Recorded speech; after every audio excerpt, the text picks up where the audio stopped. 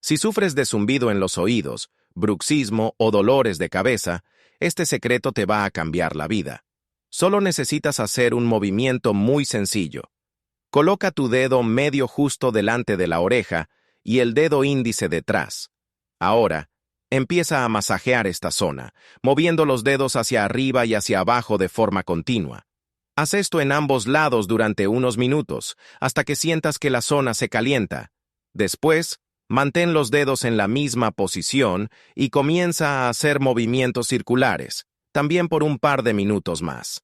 Este ejercicio puede traer increíbles beneficios porque relaja los músculos alrededor del oído, que a menudo están tensos y causan estas molestias.